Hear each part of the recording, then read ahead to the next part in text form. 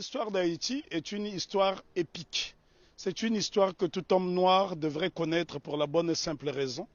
Pour la première fois, des Africains déportés dans le Nouveau Monde réduits en esclavage ont réussi à vaincre l'arrogance avec un seul slogan. Couper tête, bouler caille, qui signifie couper les têtes, brûler les maisons.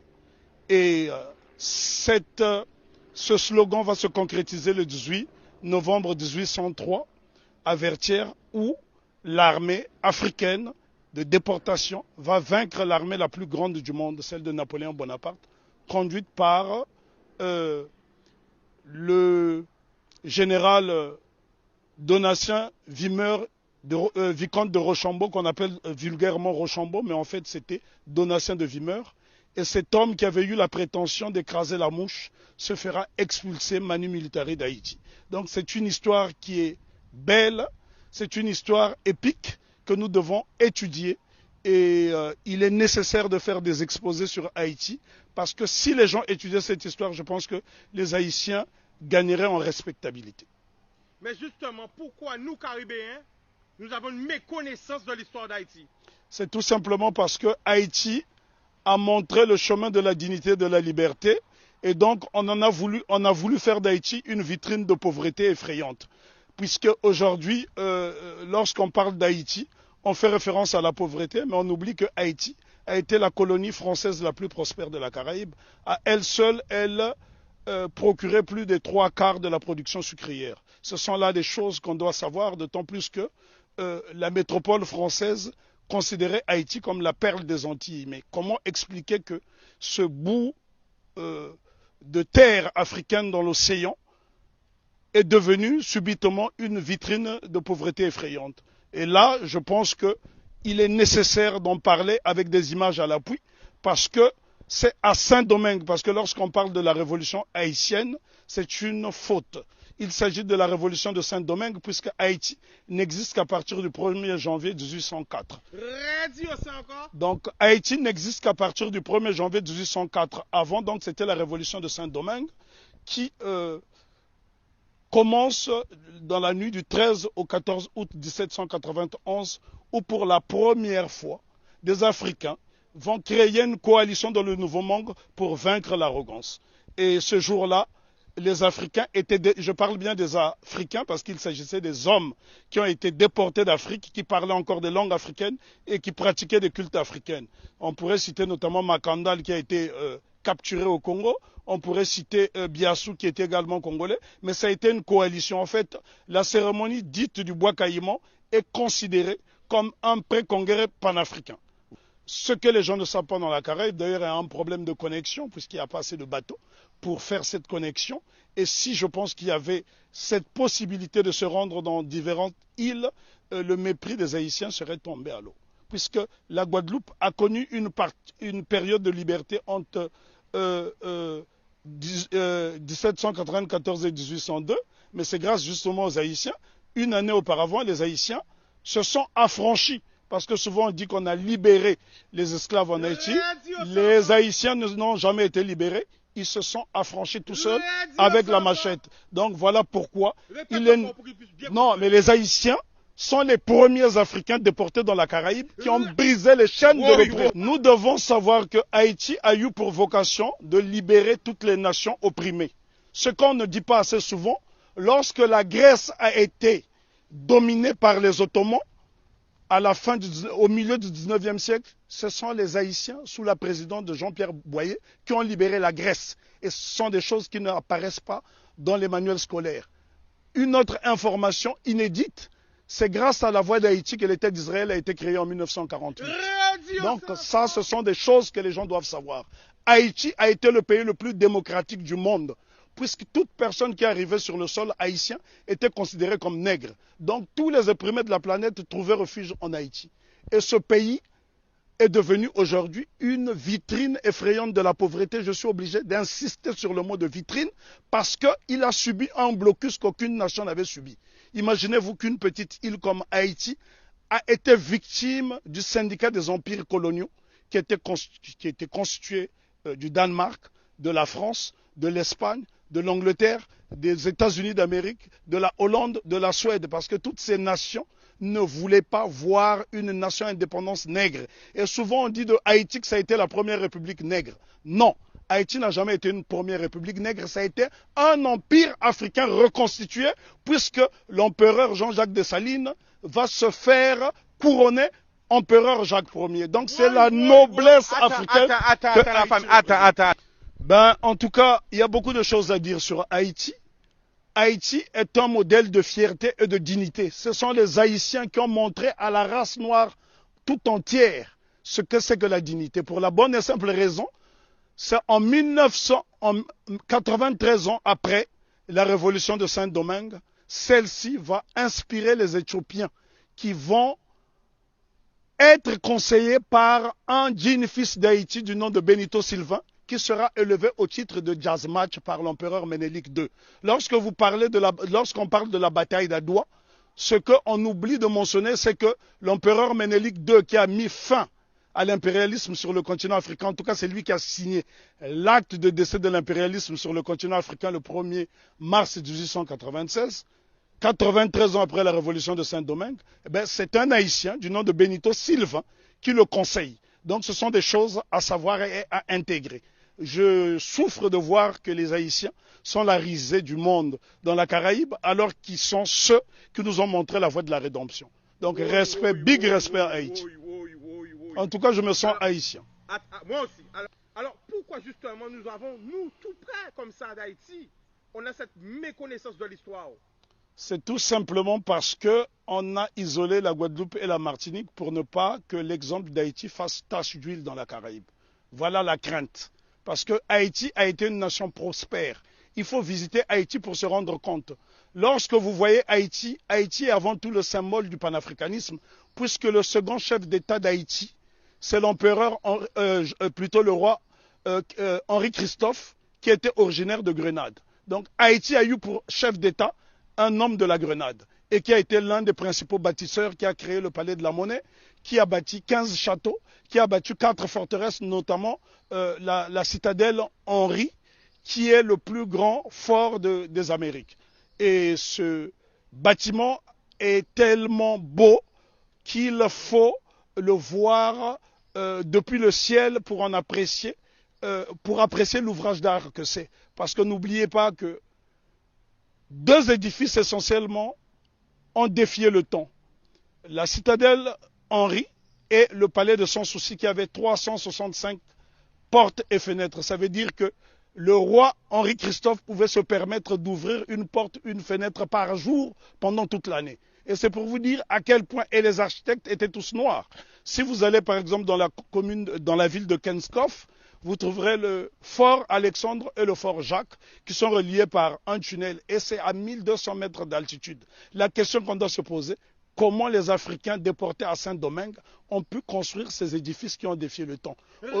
Aujourd'hui, lorsque vous voyez un cyclone dans la Caraïbe, il suffit d'un petit cyclone pour que les maisons s'envolent, alors que les Africains ont fait exploser leur génie pendant la période de captivité. Bien que les Haïtiens se sont affranchis dès 1793, parce qu'il ne faut pas croire à ce que les historiens disent en faisant croire que les Haïtiens ont été libérés. Non.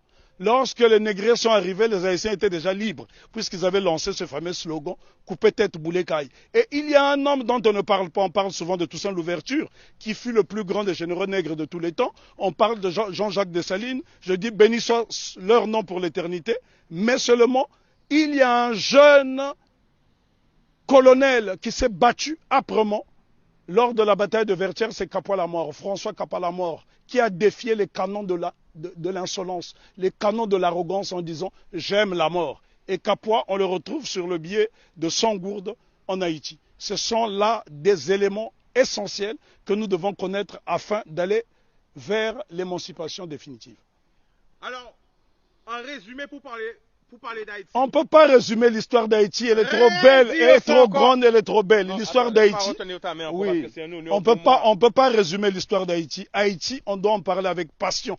Moi, je suis né sur le continent africain, mais je suis né au Congo, mais ce sont les Haïtiens qui m'ont montré le chemin de la liberté, parce que lorsque le Congo, aujourd'hui dit démocratique, accède à l'indépendance le 30 juin 1960, la Belgique tente de saboter l'indépendance de cette jeune nation. Et ce sont les Haïtiens qui vont venir par souci de panafricanisme aider le Premier ministre Patrice Lumumba qui malheureusement sera assassiné 6 mois plus tard. Ce sont les Haïtiens qui ont brisé le blocus de la France en Guinée. Ce sont les Haïtiens qui ont bloqué le blocus de la Belgique en République démocratique du Congo. Donc nous sommes redevables tous en Haïti. Parce que lorsque je parle d'Haïti, je suis dans un état second. Je suis en transe. On ne peut pas parler d'Haïti de façon légère parce que cette révolution est la première depuis que nous avons perdu l'initiative historique. C'est la première qui est victorieuse parce qu'il y a eu des révolutions aux États-Unis. Il y en a eu au Brésil, notamment avec la création du Quilombo de Palmarès au Brésil avec Zumbi.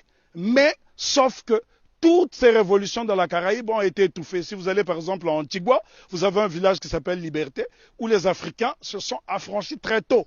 Mais toutes ces tentatives de souveraineté n'ont pas été concrétisées. Donc ce sont les Haïtiens qui vont pérenniser. N'oublions pas que Haïti sera envahi pendant 29 ans par les États-Unis d'Amérique pour punir cette nation d'avoir vaincu les Blancs. C'est Haïti qui a libéré l'Amérique latine avec Simon Bolivar. Et encore lorsqu'on dit que c'est Haïti qui a libéré, ce n'est qu'une partie d'Haïti puisqu'à cette époque, Haïti était divisé en deux. Il y avait Haïti du Nord qui était un royaume dirigé par le roi Henri Christophe et il y avait le Sud, la République du Sud d'Haïti qui était dirigée par Alexandre Pétion. Et ce bout de terre d'Haïti du Sud va donc donner des soldats de l'argent à Simon Bolivar pour aller libérer une bonne partie de l'Amérique latine. Si vous observez les drapeaux de l'Équateur, du Venezuela, de la Colombie, vous trouverez des armoiries similaires, même les couleurs, à celles du drapeau d'Haïti. Donc c'est très important pour nous d'étudier Haïti parce que Haïti, c'est le symbole de notre fierté.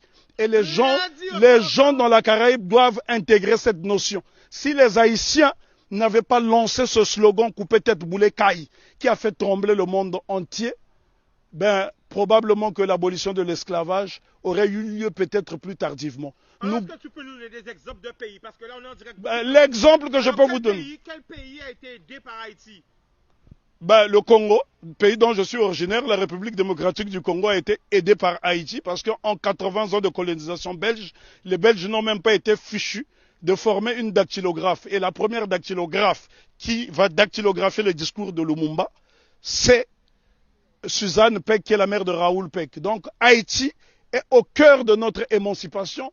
Haïti a aidé l'Éthiopie, Haïti a aidé la Grèce de se libérer. Là, je vous parle de l'Europe. Haïti a aidé la Guinée. Haïti a toujours été au cœur de notre lutte.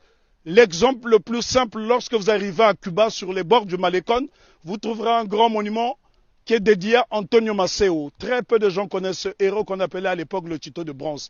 Lui-même qui est le véritable père de l'indépendance de Cuba. On vous parle souvent de José Marti, mais en vérité le père de l'indépendance de Cuba, celui qui a lancé les hostilités contre les Espagnols, c'est Antonio Maceo. Lui-même a été formé en Haïti. Donc Haïti, si vous allez à Cuba, les Haïtiens sont très respectés. Il y a des localités entières où on trouve des Haïtiens. Il n'y a que dans la Caraïbe francophone où on voit ce mépris.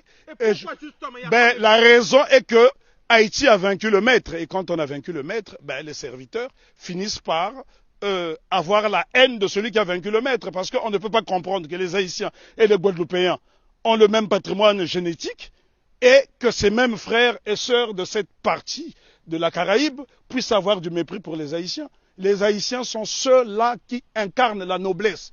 Lorsqu'on parle de la pyramide, ceux qui sont au sommet de la pyramide, ce sont les Haïtiens et puis les Éthiopiens parce qu'ils ont été des nations invincibles. Imaginez-vous que les Haïtiens ont combattu une armée motorisée rien qu'avec des armes rudimentaires. Au point où Maitland, gouverneur britannique de la Jamaïque, viendra supplier Toussaint Louverture de lui remettre un bateau. Haïti avait l'une des armées les plus puissantes d'Amérique. Et c'est un Haïtien du nom de Jean-Baptiste Pointe du Sable qui crée la ville de Chicago, qui est l'une des plus grandes villes des États-Unis d'Amérique. Donc Jean-Baptiste Pointe du Sable, un nègre d'Haïti. Et lorsque vous arrivez dans la ville de Chicago, vous trouverez son buste à l'entrée de la ville. Si les Américains reconnaissent les Haïtiens comme étant des précurseurs, et d'ailleurs je voudrais ici ajouter une information que la plupart des gens ignorent. Si la Louisiane a été vendue aux États-Unis d'Amérique, ce n'est que la conséquence de la bataille de Vertières. Parce que Napoléon Bonaparte avait peur qu'il y ait une contagion en Louisiane. Voilà pourquoi la Louisiane sera vendue aux États-Unis d'Amérique, ce qui lui permettra de doubler sa superficie. Donc ce sont les Haïtiens qui ont permis aux États-Unis d'Amérique d'avoir une grande superficie. Et on ne remerciera jamais assez Haïti d'incarner cette résistance. Pourquoi Haïti est-on détesté? Pourquoi les Haïtiens sont haïs par les siens? Pour la bonne et simple raison que cette nation incarne l'Afrique dans la Caraïbe. Or, que lorsque les négriers déportent les Africains ici dans le Nouveau Monde, le but c'est de les désafricaniser. Et Haïti s'affirme et affirme son africanité à travers le vaudou, qui est un culte africain. Ils ont dit bye bye à la Vierge Marie et ils ont célébré les orishas, ils ont célébré toutes sortes de divinités africaines parce que dans le vaudou haïtien, vous trouverez des divinités Congo qui proviennent du Kingunza et bien d'autres cultes. Donc Haïti, c'est l'incarnation de l'Afrique dans la Caraïbe. Et l'Afrique a été tellement diabolisée qu'en tant que fils d'Afrique, je suis obligé de venir dans la Caraïbe justement pour lui faire la toilette. Le 1er janvier 1804, date de la célébration de l'indépendance de Haïti, il y a un événement qu'on devrait associer à cette date. C'est la fête de la soupe. La soupe de l'indépendance. Qu'est-ce que la soupe de l'indépendance? Haïti fait face à un blocus décidé par le syndicat des empires coloniaux. L'impératrice Marie-Claire Bonheur Félicité, femme de Jean-Jacques Dessalines, décide de créer la soupe de l'indépendance avec des ingrédients dont elle détenait seul le secret. Ces ingrédients permettaient aux Haïtiens qui, pendant la période de famine, de résister et de ne pas perdre des calories. Donc ça, ce sont des choses à savoir. Il y a un savoir scientifique en Haïti qui étonne encore le monde. C'est en Haïti que les Africains ont produit les plus beaux édifices depuis la chute de l'Égypte. Je répète, c'est sur la terre sacrée d'Haïti que les Africains ont réalisé les plus beaux édifices depuis la chute de l'Égypte. Pourquoi nous a formaté, je dirais plutôt, à avoir peur du vaudou? Pour la bonne et simple raison, parce que les cultes africains ne sont pas prosélytes. Et ces cultes ont permis justement aux marrons de résister et les cultes africains ont survécu dans toute la Caraïbe, pas seulement en Haïti. Si vous allez par exemple en Jamaïque, il y a le Pacomania, c'est un culte typiquement africain. Allez en Dominique, vous trouverez ces cultes africains. Le problème est que les gens ne s'intéressent pas à ces cultes. Lorsque vous voyez par exemple le Grappa à Congo qui sera célébré après-demain à Cap-Esther par la famille Massembo, ce sont des postes de résistance africaine dans la Caraïbe.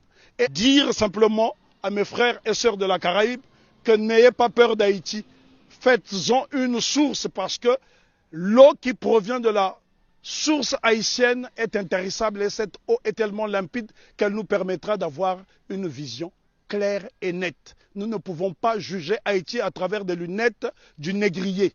Sinon, on finira par avoir un regard étriqué. Jugeons Haïti à travers nos propres lunettes. Voilà pourquoi Marcus Garvey disait « Si le nègre ne prend pas garde à lui, il boira tous les poisons de la civilisation moderne et il en mourra. Vive Haïti !» Je tiens à signaler que j'ai la particularité de faire des conférences sur l'Afrique gratuitement dans la Caraïbe parce que mon but justement c'est de raconter la version du gibier qui n'a jamais été racontée. Parce que pendant 400 ans, vous avez eu droit à la version du chasseur. Et les Africains disent dans un proverbe très éloquent, tant que les lions n'auront pas leurs propres historiens, les histoires de chasse seront toujours à la gloire du chasseur.